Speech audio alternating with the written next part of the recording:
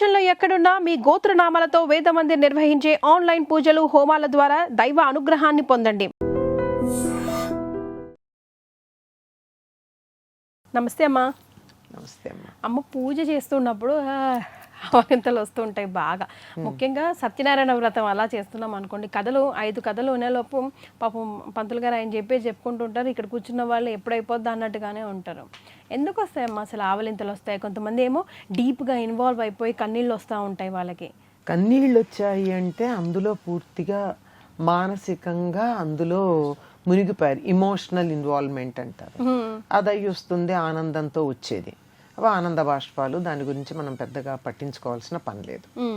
ఇక మీరు అన్నట్టు పూజలో కూర్చున్నప్పుడు ఆవలింతలు వస్తాయంటే ధ్యానమా, జపమా, పూజ, ఈ మూడింటికి తేడా ఉంది. ధ్యానంలో ఉన్నప్పుడు వస్తాయి కొంతమందికి, కొంతమందికి పూజ చేస్తుంటే కూడా మీరు అన్నట్టు వస్తాయి. ఎందుకు వస్తాయంటే పనులన్నీ పూర్తి చేసుకుని కాసేపు కూర్చుందామని విశ్రాంతిగా కూర్చుంటారు కదా. విశ్రాంతిగా కూర్చునేటప్పటికి అట్లా కూర్చునే అలవాట్లు లేవుగా మనకి, అందువల్ల వస్తాయి. తర్వాత ఆవలింతలు ఎందుకు వస్తాయి అసలు సహజంగా? నిద్ర వస్తున్నప్పుడు వస్తాయి కదా. ఎందుకు వస్తాయి? ఎందుకు వస్తాయి? ప్రాణవాయువు లోపలికి తీసుకోవడం తగ్గినప్పుడు ఆవలింతలు వస్తాయి. ఇంటేక్ ఆఫ్ ఆక్సిజన్, దాని అవసరం ఉంది. ఇప్పుడు మామూలుగా పనిచేసేటప్పుడు ఏం జరుగుతుంది, మన శరీరం శ్రమ పడుతూ ఉంటే ఊపిరితిత్తులు బాగా పనిచేసి గాలి ఎక్కువ పీల్చుకుంటాం. అందుకే గబగబా 4 మెట్లు ఎక్కువ వచ్చాను అంటాం. అంటే ఏంటి, నీకు కావలసినంత గాలి తీసుకోవడానికి ఊపిరితిత్తుల నిండా గాలి తీసుకుని శరీరానికి ఎంత ప్రాణవాయువు కావాలో, అంటే ఆక్సిజన్ తెలియట్లేదు అందుకని ఇంగ్లీష్లో చెప్పాలి, ఎంత ఆక్సిజన్ కావాలో అంత తీసుకోవడానికి ఊపిరితిత్తు అని అంటున్నాం. కానీ అదే నువ్వన్నీ అయిపోయి కూర్చున్నాక ఏమైపోయింది, నీ ఊపిరితిత్తు అంత యాక్టివ్గా పనిచేయవు కానీ శరీరానికి ప్రాణవాయువు కావాలి. అందుకని ఆవలింతలు వస్తాయి. చక్కగా ఫ్యాన్ వేసి కూర్చోండి, ఆవలింతలు రావు. పూజ దగ్గర ఫ్యాన్ వేసుకోండి, కానీ ఉండదు అనుకో చాలా మందికి. దీపం కొండెక్కుతుంది, చాలా మందికి ఉండదు అన్నాను. దానికి కూడా ఫెసిలిటీ ఉందిగా, వేరే రకాల మార్గాలు ఉన్నాయి. పూజ గదిని ఏసీ పెట్టుకునే వాళ్ళు ఉన్నారు.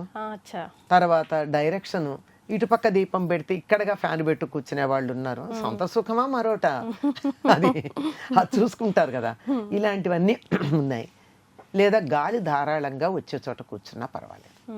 దీపానికి ఏదన్నా మంచి గాజు బుగ్గ పెట్టేసి చక్కగా కూర్చుని ధారాళంగా తలుపులో కిటికీలో తీసుకుంటే బాగానే ఉంటాయి.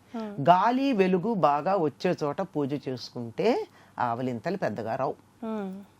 ఎప్పుడైతే మీరు దీపం తగ్గించుకుని వెలుగు తగ్గించేసి గాలి ఆడకుండా ఉంటుందో అక్కడ వస్తాయి. ఇది ఒక కారణం. రెండోది ముందరే చెప్పాను కదా, విశ్రాంతిగా కూర్చుంటాం. ఎప్పుడైతే విశ్రాంతిగా కూర్చుంటామో శరీరం అలా బద్ధకించేసి ఊపిరితిత్తులు కూడా కొంచెం నెమ్మదవుతాయి. దాంతో గాలి కావాల్సి వస్తుంది. అంతే, ప్రశాంతంగా ఉండడమే కారణం, మరొకటి కాదు. కొంతమంది ఏమో ఇన్వాల్వ్ అయిపోయి మొత్తం అంతా పంతులు గారు ఎంత టైం అయినా పర్వాలేదు, కొంచెం పద్ధతి ప్రకారం చేయండి, నిదానంగా చెప్పండి. సత్యనారాయణ వ్రతం అయితే స్టోరీలు అవన్నీ నిదానంగా చెప్పండి, కథలు అవినో అంటారు. కొంతమంది అయితే తొందరగా టైం అయిపోతుంది అంటారు. ఈ పాటి దానికి ఎందుకు ఇంత పూజ, ఇంత హంగు ఆర్భాటం అనిపిస్తూ ఉంటుంది. 2 దోషాలే కదమ్మా. 2 దోషాలేం కదమ్మా. రెండోదేం దోషం కాదు కదా. అదే మొదటి దోషం కాదు కదా. అప్పుడు ఆయన పంతులు గారు ఆయన చదవకూడదు కదా అట్లా. ఆయన అలా తొందరగా లాగించేయడం తప్పు. ఏది ఎంత చేయాలో అంత చేయాలి. మా ప్రతిదానికో పరిమితి, ఒక మితి 2 ఉంటాయి. అంటే సాగదీసేసి కొంతమంది నిజంగానే మీరు చెప్పినట్టు కథ చెప్పకుండా కథలో ఉన్నటువంటి తన పాండిత్యం అంతా చెప్తూ ఉంటారు. అవునమ్మా, నిజమే. పాండిత్యం అక్కర్లేదమ్మా, కావాలంటే వివరణ చెప్పండి. ఉదాహరణకి మీరు సత్యనారాయణ వ్రతం గురించే మాట్లాడారు. సత్యనారాయణ వ్రతంలో 5 అధ్యాయాలు ప్రధానంగా చెప్తారు. కానీ నిజానికి ఇంకా చాలా ఉన్నాయి. ఇవి ఇంతవరకే మనకి ఈ వ్రతంలో వాడుకుంటున్నాం. ఈ 5 చెప్పేటప్పుడు ఏమని చెప్పచ్చు, ఏదో ఒక మాట. మొదటి దాంట్లో బ్రాహ్మణ, తర్వాత వైశ్య, ఆ తర్వాత క్షత్రియ, తర్వాత శూద్ర, 4 వర్ణాల వారు వ్రతం చేసినట్టుంది కదా. అందులో ఒకటి భర్త లేకుండా అమ్మాయి చేసుకుంది కదా, అంటే భర్త దూరదేశంలో ఉంటే. అంటే ఈ కథలో మీకు అర్థం చేసుకోవాల్సింది ఏమిటంటే, ఈ వ్రతం ఒకళ్ళకే అని పరిమితం కాదు, అందరూ చేసుకోవచ్చు. ఈ మాత్రం వ్యాఖ్యానం వరకు పర్వాలా. అంతకు మించి ఇంక అసలు మొత్తం చరిత్ర అంతా చెప్పుకుంటూ వస్తే అది తనని తాను అందులోనూ ఈ వీడియోలు పెట్టారంటే మరి వీడియో తీస్తున్నారంటే అసలు ఒళ్ళుపై తెలియకుండా చెప్తారు. కొంత కల్పన కొంత సత్యం, అంటే అందరూ కాదనుకోండి, ఇలా చెప్పేది ఉంటుంది. అది తప్పు.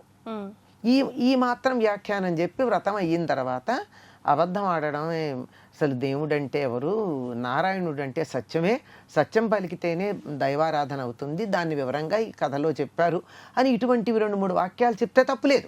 వినేవాళ్ళు కూడా ఇంట్రెస్టింగ్ గా వింటారు. చూసారా, ఈ రోజుల్లో మనం కులాలు మతాలు అనుకుంటున్నాం, అవి ఏం లేవు, అందరూ చేసుకోవచ్చు, పూజకు అందరూ అర్హులే, ఈ కథలో మీకు అర్థమైంది కదా అని మాట చెప్పామనుకో, ఎంత బాగుంటుంది. ఇంతవరకే చెప్పాలి. అంతకు మించి ఇంక అసలు రాజులంటే ఎవరు, రాజుల యొక్క చరిత్రలే ఇవన్నీ చెప్పుకుంటూ కూర్చుంటారా? మరి ఇవి ఇది ఇంత వివరంగా తన పాండిత్య ప్రదర్శన కోసం చెప్పడం పురోహితుడు తప్పు. సాగదీయడం అంతకన్నా తప్పు. అక్కర్లేనివి కూడా అందులో పెడతారు కొంతమంది. ఎందుకంటే మేము చాలా గొప్పవాళ్ళమని చెప్పుకోవడానికి, తర్వాత ఆ రకంగా కొంచెం దక్షిణ ఎక్కువ తీసుకోవడానికి చేసేవాళ్ళు ఉన్నారు. ఎక్కువ మంది లేరు, కానీ అక్కడ 100 కోటికొకళ్ళు ఉంటే వాళ్ళనే మనం హైలైట్ చేస్తాం. వచ్చిన దౌర్భాగ్యం ఏమిటంటే 99 మంది మంచివాళ్ళు ఉన్నా ఒక్కడు చెడ్డవాడు ఉంటే మొత్తం అందరినీ తిడతాం. అదో దుర్గుణం. ఇది దోషమే, విసిగించేదే అయినా తొందరగా చేయండి అంటే ఇంకా తప్పు. మా పెద్ద తప్పు. అసలు చేయకపోతే నష్టం ఏంటిట? దండం పెట్టేసుకుని చేద్దాం అనుకున్నానయ్యా, నాకు ఈసారి కుదరలేదు, నమస్కారం చేసుకుంటున్నాను. అందులో మొదటి కథలో ఉందిగా, కూతురు బుడితే అన్నాడు, పెళ్లికి అన్నాడు, అదన్నాడు, ఇదన్నాడు, చివరికి ఎప్పుడో చేశాడు. అన్నేళ్లుగా వాయిదా వేసినా ఆయన గుర్తు పెట్టుకుని చేస్తాను, ఇవాళ కాదులే అనుకున్నా కానీ కుదరలేదు అని చెప్పుకోవచ్చు. అంతేగాని ఏదో మొక్కుబడిగా చేయడం అన్నది ఫలితం మొక్కుబడిగానే ఉంటుంది. యాక్సెప్ట్ చేయడానికి రెడీ. అంతే కదా. చేస్తే సరిగ్గా చేయాలి. నువ్వు ఏ విత్తనం వేస్తే అదే మొలకెత్తుతుంది. As you sow you reap the same. నువ్వు వేప విత్తనం వేస్తే వేప మొక్కే వస్తుంది, మామిడి విత్తనం వేస్తే మామిడే వస్తుంది. నేను వేప గింజ నాటి మామిడి పండు కావాలంటే ఎట్లా దొరుకుతుంది? అది అంచేత నేను అర్జెంటుగా ఏదో నామకహ చేస్తాను అంటే ఫలితం కూడా నామకహ ఉంటుంది. భక్తిగా చేసిందే ఫలితం అమ్మ. భక్తితో పాటు శ్రద్ధ ఉండాలి. శ్రద్ధ అంటే ఏమిటి? గురువాక్యం మీద, శాస్త్రం మీద నమ్మకం ఉండడం శ్రద్ధ. అంటే గురువుగారు ఇది చెయ్యంటే ఎందుకు అని అడగకుండా చేయడం శ్రద్ధ. శాస్త్రంలో ఇట్లా చెయ్యాలని చెప్పబడి ఉంటే ఉన్నట్టుగా చేయడం శ్రద్ధ. ఈ రెండూ కాకుండా చేస్తే అది అశ్రద్ధ. శ్రద్ధగా చెయ్యాలి, భక్తిగా చేయాలి. ఇది ఎట్లా ఎందుకు చెయ్యాలి అని చేసేటప్పుడు రాకూడదు ప్రశ్న. ముందు కనుక్కుని ఎందుకు చేయాలో తెలుసుకో. ముందు తెలియలేదనుకో, చెయ్యి, తర్వాత తెలుసుకునే ప్రయత్నం చెయ్యి. అంతేగాని చెయ్యమన్నప్పుడు ఇది ఎందుకు చేయాలి అని చెయ్యమనంగానే ప్రశ్న వేయకూడదు.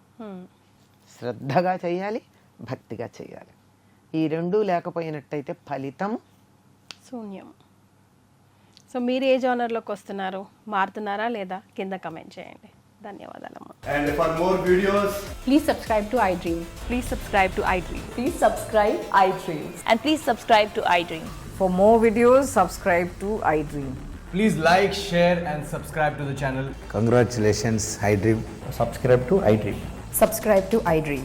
So subscribe to iDream Media.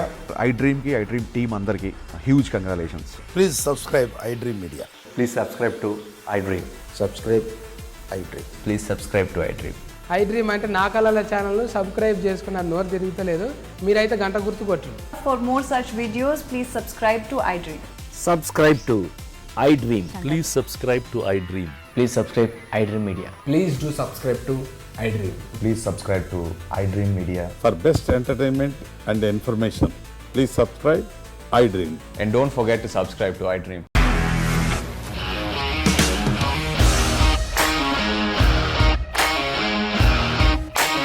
ఇండస్ట్రీలో కమిట్మెంట్ ఇష్యూస్ వస్తే నీకు కూడా వచ్చినట్టు మార్నింగ్ తీసుకెళ్ళాలంటే కొట్టి పడేస్తారు.